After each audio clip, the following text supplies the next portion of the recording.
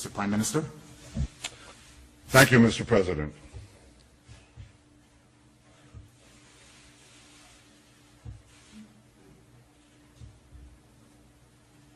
I feel deeply honored and privileged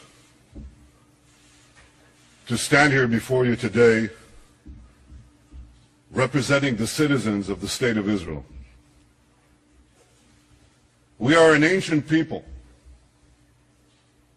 We date back nearly 4,000 years to Abraham, Isaac, and Jacob. We have journeyed through time.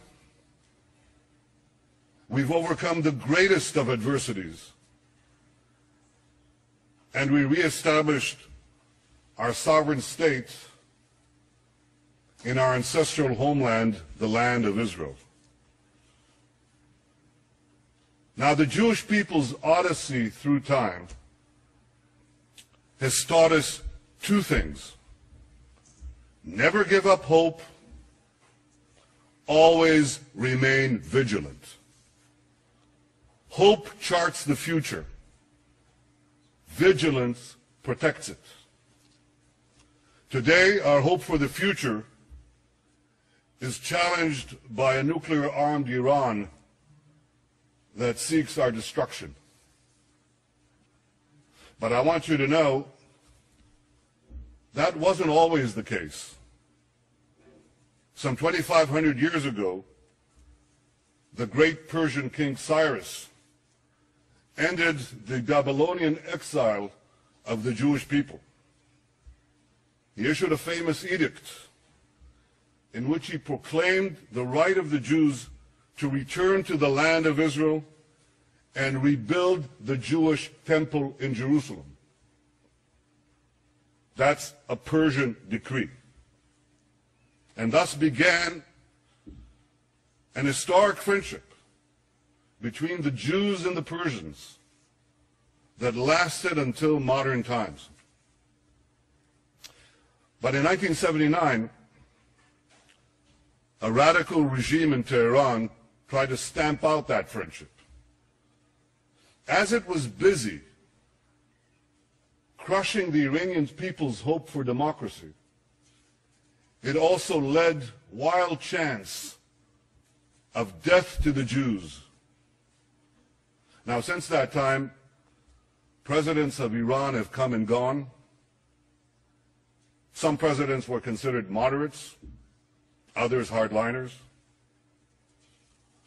But they've all served that same unforgiving creed, that same unforgiving regime. That creed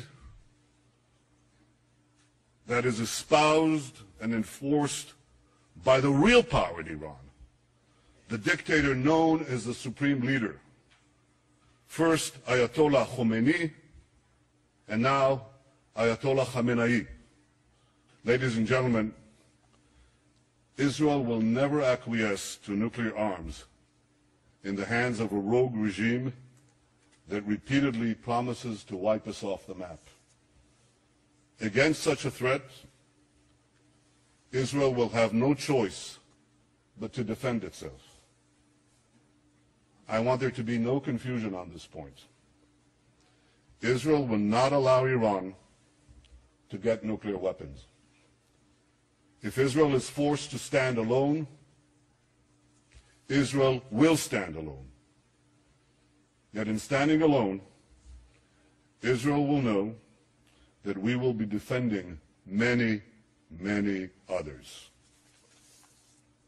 The dangers of a nuclear-armed Iran and the emergence of other threats in our region have led many of our Arab neighbors to recognize, finally recognize, that Israel is not their enemy.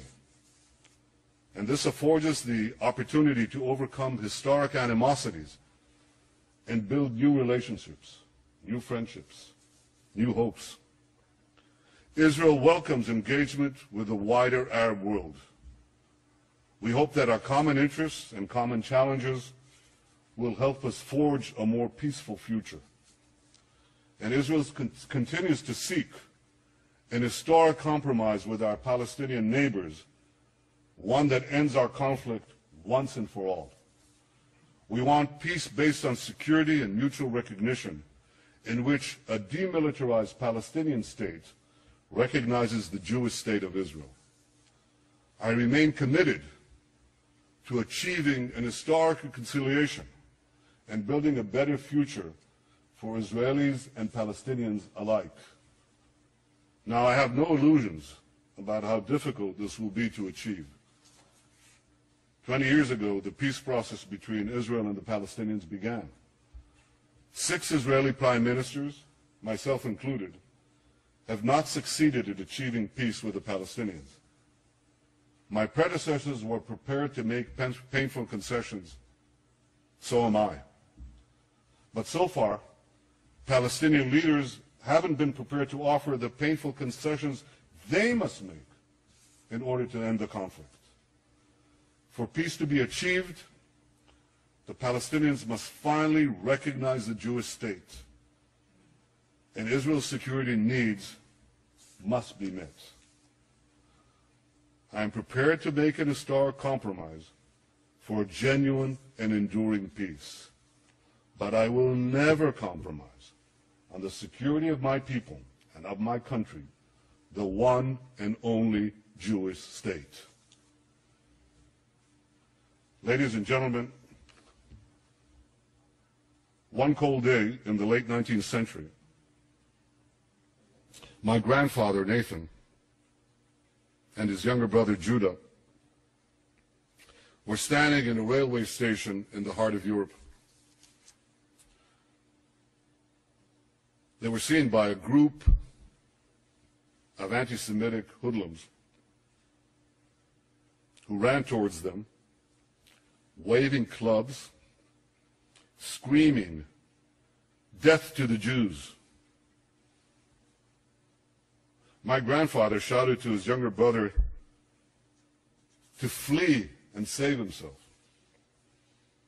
And he then stood alone against the raging mob to slow it down.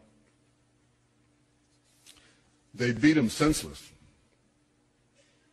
They left him for dead. And before he passed out, covered in his own blood, he said to himself, "What a disgrace. What a disgrace. The descendants of the Maccabees lie in the mud, powerless to defend themselves." He promised himself then that if he lived, he would take his family to the Jewish homeland and help build a future for the Jewish people. I stand here today as Israel's Prime Minister because my grandfather kept that promise. And so many other Israelis have a similar story, a parent or a grandparent who fled every conceivable oppression and came to Israel to start a new life in our ancient homeland. Together we've transformed a bludgeoned Jewish people, left for dead, into a vibrant, thriving nation, defending itself with the courage of modern Maccabees, developing limitless possibilities for the future. In our time, the biblical prophecies are being realized. As the prophet Amos said, "They shall rebuild ruined cities and inhabit them. They shall plant vineyards and drink their wine. They shall till gardens and eat their fruit. And I will plant them upon their soil, never to be uprooted again. ושבתי את שבות עמי ישראל, ובנו ערים נשמות וישבו, ונטו כרמים ושתו את יינם, ועשו גינות ואכלו את פריים, ונטטים על אדמתם, ולא ינטשו עוד." Ladies and gentlemen, the people of Israel have come home never to be uprooted again.